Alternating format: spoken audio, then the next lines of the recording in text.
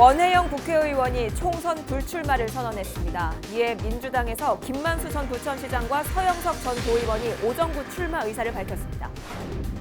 OBS가 포기한 개양 방송통신시설을 누가 사용할지 아직도 알 수 없습니다. 인천시는 이달 말 입주 희망자를 공개 모집하기로 했습니다. 경기 지역화폐 사용자가 200만 명을 넘어섰습니다. 사용자와 가맹점주 절반 이상은 지역화폐를 긍정적으로 평가했습니다. 부평구가 미쓰비시 줄사택을 허물고 나온 잔재를 보존하는 방안을 추진 중입니다. 전문가들은 있는 건물을 허물고 보존을 논하는 것은 난센스라고 지적했습니다.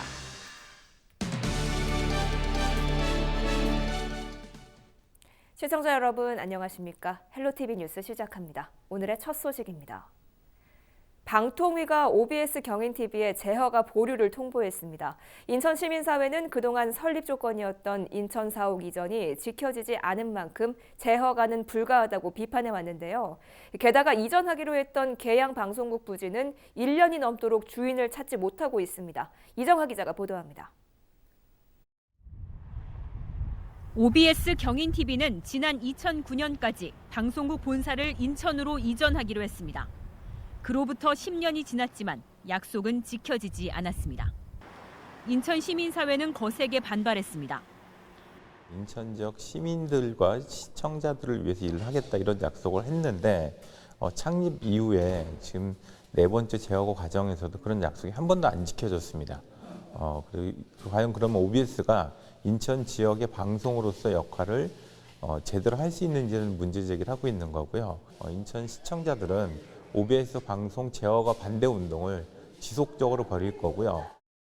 지난달 전국 언론노조 OBS 지부도 성명을 내고 인천 사옥 이전은 꼭 지켜야 하는 약속이라며 사측은 제허가를 3번 받는 동안 매번 이전하겠다는 공수표를 남발했다고 비판했습니다. 지난해 OBS는 인천시의 사옥 이전 비용 등 금융 지원 60억 원을 요청했지만 성사되지 못했습니다. 방송국 인천 이전 계획은 내놓지도 못한 채 시간만 흐른 상황. OBS가 당초 방송국 이전을 약속했던 곳입니다. 하지만 여전히 건물은 주인을 찾지 못한 채 텅 비어 있습니다. 인천시는 이에 따라 이달 말 계양 방송통신시설에 대한 입주 희망자를 공개 모집하는 등 대안을 마련할 방침입니다. OBS 이전이 사실상 불발되고 새 시설 또한 1년 넘게 방치되면서 방송시설 유치에 대한 지역사회 고민이 깊어지고 있습니다. 헬로티비 뉴스 이정하입니다. 민선 7기 이재명 경기지사의 핵심 공약 가운데 하나인 경기 지역화폐가 사용자 200만 명을 넘으면서 순항하고 있습니다. 사용자와 가맹점주 절반 이상은 지역경제 활성화에 도움이 될 것이라며 긍정적인 평가를 내렸습니다. 숫자로 본 뉴스 김호 기자입니다. 경기도민과 경기지역화폐 가맹점주 각각 1,000명에게 먼저 지역화폐 추진 평가에 대해 물었습니다. 도민 68%와 가맹점주 63%가 잘했다는 긍정적인 평가를 내렸으며 매우 잘했다도 21%와 16%를 기록했습니다. 반면 잘못했다는 평가는 도민 18%, 가맹점주 21%로 잘했다는 평가의 3분의 1 수준이었습니다. 경기 지역 화폐가 지역 경제에 도움이 될 것으로 보느냐는 질문에 도민 63%, 가맹점주 51%가 도움이 될 것이라는 긍정적인 답변을 내놨습니다. 가맹점주를 뺀 일반 도민에게 지역 화폐 사용 경험을 물었더니 19%가 사용 경험이 있다고 답했습니다. 만 19세 이상 기준으로 200만 명이 사용 경험이 있는 것으로 추정됐습니다. 지역화폐 사용 이유에 대해서는 6% 할인 혜택이 40%로 가장 높게 나왔으며 지역경제 활성화에 도움이 된다는 의견이 20%, 소득 공제 혜택이 10%로 그 뒤를 이었습니다. 이 밖에 신용카드처럼 편리해서와 모바일 등 형태가 다양해서 사용한다는 의견이 나왔습니다. 경기 지역 화폐를 성공적으로 운영하기 위한 제안으로는 도민과 가맹점주 모두 충전 혜택 등 사용자에 대한 혜택 강화를 1순위로 꼽았습니다. 이어 지역화폐로 지급하는 복지수당의 범위를 넓혀야 한다는 의견과 부정사용 등 유통관리를 강화해야 한다는 의견이 뒤를 이었습니다. 가맹점주들은 지역화폐 사용을 늘리기 위해 가장 신경 써야 할 과제로 충전 시 10%의 혜택과 홍보 캠페인 확대를 1, 2위로 꼽았습니다. 또 가맹점 홍보를 늘리고 지역 화폐와 관련된 캐릭터를 제작해 홍보 활동을 강화해야 한다는 의견을 제시했습니다. 이 밖에 사용자의 89%가 앞으로도 지역 화폐를 사용할 생각이라고 답했으며 가맹점주의 54%가 지역 화폐 발행과 유통이 계속돼야 한다는 의견을 제시했습니다. 이번 조사는 경기도가 여론조사 기관인 K-스탠 리서치에 의뢰해 일반 도민은 지난달 16일부터 17일까지, 가맹점주는 지난달 13일부터 20일까지 무작위 추출 전화 방식으로 진행됐으며 표본 오차는 95%, 신뢰 수준은 플러스 마이너스 3.1%포인트입니다. 헬로티비 뉴스 김호입니다. 일제강점기 시절 강제징용 노동자들이 모여 살던 곳, 부평 미쓰비시 줄사택인데요. 낡고 부서졌지만 그 역사적 가치 때문에 보존해야 한다는 주장이 강하게 제기되고 있습니다. 부평구는 미쓰비시 줄사택을 문화유산으로 등록하는 작업을 추진 중이라고 밝혔는데요. 원형 보존보다는 기록에 집중하고 있죠. 전문가들은 있는 건물을 허물고 보존을 논하는 것은 앞뒤가 안 맞는 상황이라고 비판했습니다. 이재필 기자가 보도합니다.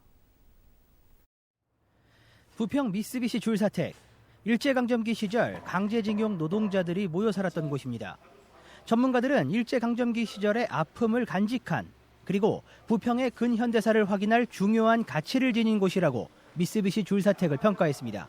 그러니까 일제강점 말기 병창기지화 혹은 네네. 부평의 공업 도시화 과정에서 탄생한 노무자 주택이라고 하는 측면에서는요, 건축사적으로도 도시사적으로도 굉장히 의미가 있는 건물이거든요. 네네. 대표적인 유형이라고 할 수도 네. 있고요.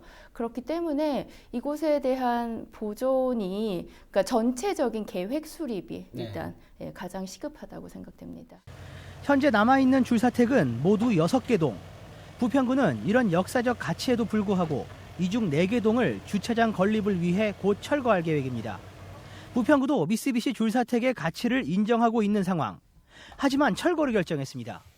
부평구는 철거 과정에서 나온 잔재를 유물화해 다른 곳에 새롭게 복원한다는 계획입니다. 전문가들은 역사적 가치를 가진 건물을 철거하고 이를 복원한다는 것은 이해할 수 없는 행동이라고 꼬집었습니다.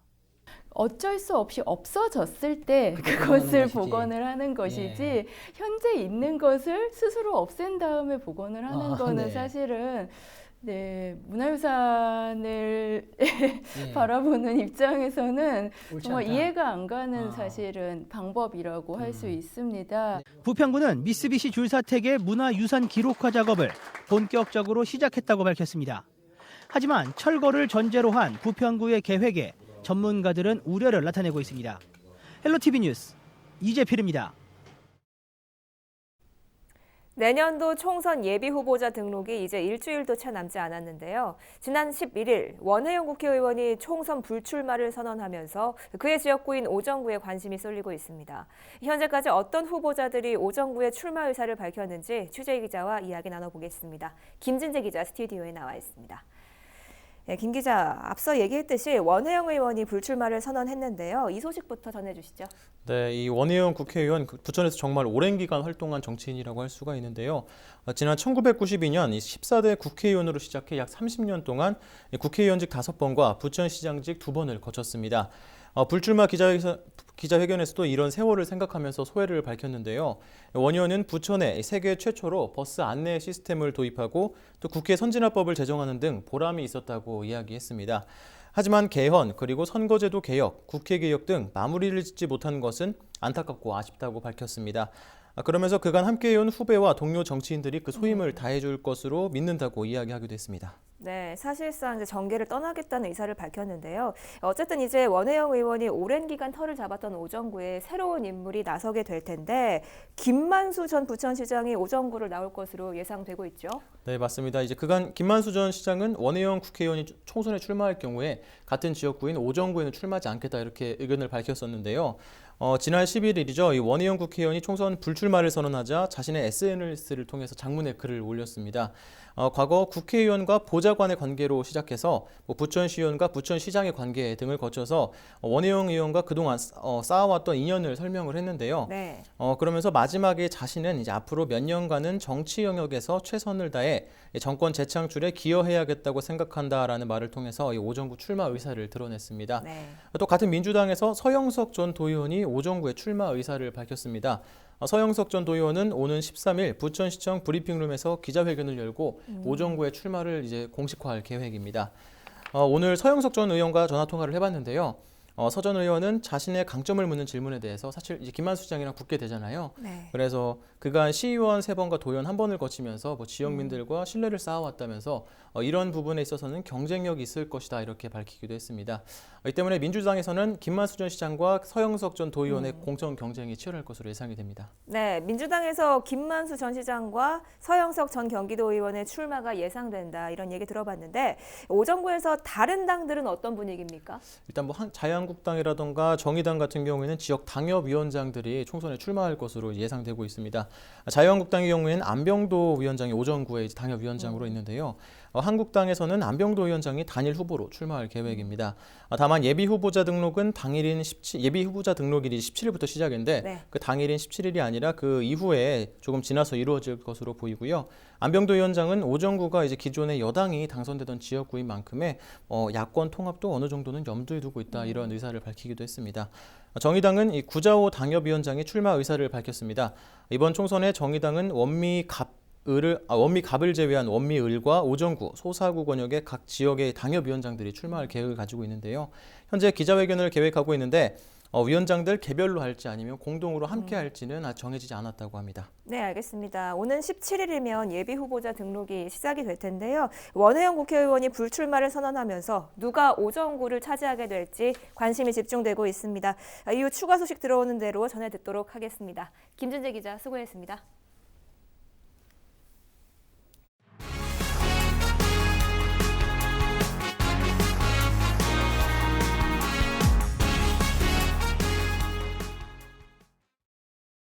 (12일) 낮 12시 7분쯤 인천시 서구 성남동의 한 화학물질 제조 공장에서 불이 났습니다.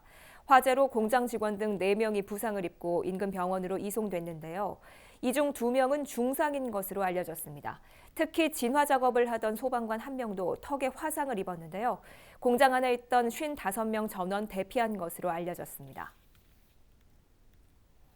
지난 10일 내년도 정부 예산이 국회 본회의를 통과한 가운데 경기도가 내년 국비를 15조 8천억 원 확보한 것으로 나타났습니다. 이 같은 수치는 올해 확보한 국비 14조 900억 원보다 12.2% 늘어난 건데요. 분야별로는 보건복지 예산이 8조 4천억 원으로 올해보다 14.5% 증가했고 사회간접자본 예산도 4조 760억 원으로 역대 최대 규모의 SOC 예산을 받았습니다. 또 경제 일자리 예산은 6,114억 원이 확보됐으며 아프리카 돼지열병 피해 농가 지원을 위해 540억 원이 추가 확보됐습니다. 이 밖에 지역화폐 지원 예산이 올해보다 70억 원 증가한 203억 원이 확보돼 내년도 5,300억 원의 지역화폐를 발행할 수 있게 됐습니다. 인천시는 국비 4조 원 시대를 열었습니다. 인천시는 내년도 국고보조금 3조 7,001억 원을 확보했다고 밝혔는데요. 이는 올해보다 20.1% 늘어난 것으로 역대 최대 규모입니다. 여기에 국비 예산과 보통교부세를 합하면 내년도 인천시 국비는 4조 4,201억 원인데요. 인천시가 4조 원 이상 국비를 확보한 것은 이번이 처음입니다. 재활용이나 새활용처럼 환경을 살리기 위한 노력이 여러 방법으로 이루어지고 있는데요. 경기도엔 톡톡 튀는 노하우로 뭉친 주민이 직접 나서서 동네를 깨끗하게 바꿔나가는 곳들이 있어 눈길을 끕니다. 그 현장 구영슬 기자가 소개합니다. 재활용품의 무게를 재고 분리배출을 하는 작업이 한창. 모두 단독주택에서 내놓은 재활용품들인데 살펴보니 마치 새 것처럼 말끔합니다.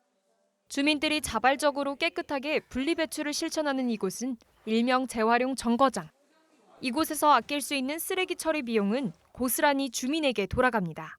아무렇게나 버렸는데 지금은 마을강산에 참여하면서 이건 이제 분리수거를 하게 되고 또 이거를 현금화 해주니까. 이곳은 원미동의 자원순환마을. 전통시장을 오가는 주민들 손엔 일회용 봉투 대신 장바구니가 들려 있고 거리마다 자원순환 실천의 중요성을 알리는 벽화가 눈에 띕니다. 마을 곳곳 환경을 지키기 위한 노력들이 담겨 있습니다.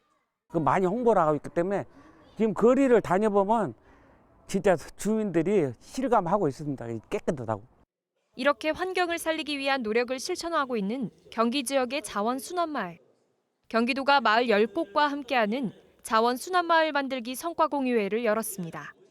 이번 성과공유회에선 부천 송내 2동과 양평 병산 1리, 그리고 수원 칠보마을 등 3곳이 경기도지사상을 받는 영예를 거뒀습니다. 환경에 대한 인식 고취가 제일 중요하고요. 그걸 실제로 몸으로 실천해 봄으로써 정말 귀중한 자연에 대한 마음들을 갖게 하는 거고요. 그리고 공동체가 형성되는 거로 저는 그렇게 생각합니다. 경기도는 내년엔 약 3억 원을 들여 자원순환마을 만들기 사업 지원을 확대해 나갈 계획입니다. 경기GTV 구영슬입니다. 경기도가 추진하고 있는 기본소득과 지역화폐의 공감대 형성을 위한 대한민국 기본소득 박람회가 내년 2월 6일부터 4일 동안 수원 컨벤션센터에서 열립니다. 박람회는 기본소득 국제컨퍼런스와 기본소득 및 지역화폐 전시회 등 2개 부문으로 나눠 진행됩니다. 또 기본소득에 관한 정보를 알 수 있는 주제관을 비롯해 농민기본소득관과 전국지방자치단체 정책관, 지역화폐 전국관과 골목상권관 등이 마련됩니다. 이 밖에 대학생 기본소득 원탑토론회와 기본소득 도서전, 라이브 토크쇼와 캐릭터 공연 등 다양한 문화공원과 부대 행사가 마련됩니다. 기본소득 정책을 시행하거나 준비 중인 국내외 지방자치단체의 장과 해외에서 정책을 실행하거나 실험 중인 국가의 고위급 정부 관계자 및 해외의 저명한 기본소득 연구자들이 함께 2020 기본소득 경기선언을 발표함으로써 기본소득 정책의 미래 비전을 제시하도록 하겠습니다. 부평 갈산중학교 학생들이 공연 준비에 한창입니다. 갈산중학생들과 부평문화원은 굴포천과 원통이 고개 등 부평 3고개의 설화를 바탕으로 창작극을 준비했는데요. 제목은 홍연, 다르지만 같은 이야기입니다.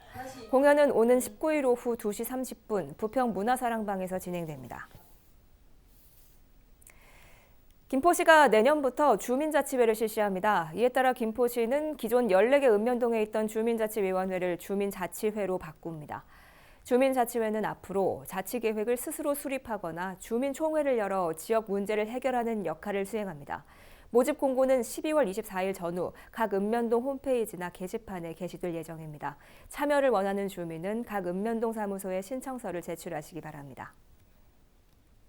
부천시가 지역산업 여건에 맞는 인재 육성과 일자리를 만들기 위해 인재취업재단 설립을 검토하고 있습니다. 부천시는 11일 인재취업재단 설립 타당성 연구 용역 수행기관인 주식회사 도시경영연구원으로부터 부천시 산업과 고용환경 분석, 시민과 일자리 관련 의견조사 결과 등 연구 중인 내용을 확인했습니다. 시는 인재취업재단을 통해 지역산업 구조에 맞는 일자리 매칭을 늘릴 계획인데요. 2020년 2월 연구 용역이 끝나는 대로 재단 설립 필요성을 객관적으로 분석하고 용역 결과를 일자리 정책 수립에 활용할 예정입니다. 경기 기부식품 등 지원센터가 지난 11일 부천시 삼정종합복지관에서 경기도와 이마트가 함께하는 희망꾸러미 행사를 열었습니다. 이번 행사에는 부천시 덕유사회복지관을 비롯한 부천 지역 8개 종합사회복지관도 함께했는데요. 산타로 분장한 복지관 자원봉사자들은 발대식과 축하 공연을 진행한 뒤 소외계층 400여 명에게 식품 12종과 생필품을 전달했습니다.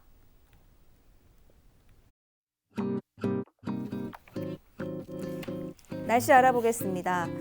하루 사이 계절의 시계가 겨울로 돌아왔습니다. 다시 찬바람이 불면서 몸을 얼어붙게 하고 있는데요. 금요일도 아침 기온 영하 2도로 영하권 추위 보이겠습니다. 금요일 밤부터 토요일 새벽 사이 우리 지역 곳곳에 비가 조금 내리겠습니다. 주간 날씨 볼까요? 찬바람에 먼지는 모두 해소됐습니다. 전국의 미세먼지 농도 좋음에서 보통 단계로 공기질 깨끗한데요. 다만 기온 변화가 급격하다 보니 감기 가능 지수가 곳에 따라서는 매우 높은 수준까지 올라 있습니다. 건강 잃지 않도록 조심하시기 바랍니다. 전국 날씨 보시죠.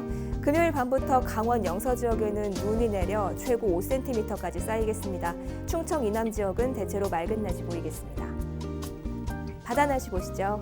서해상도 금요일 밤에 비 소식 있고요. 파고는 1.5m까지 일겠습니다. 오늘 준비한 소식은 여기까지입니다. 저희는 언제나 지역 주민 여러분 곁에 있겠습니다. 시청해주신 여러분 고맙습니다.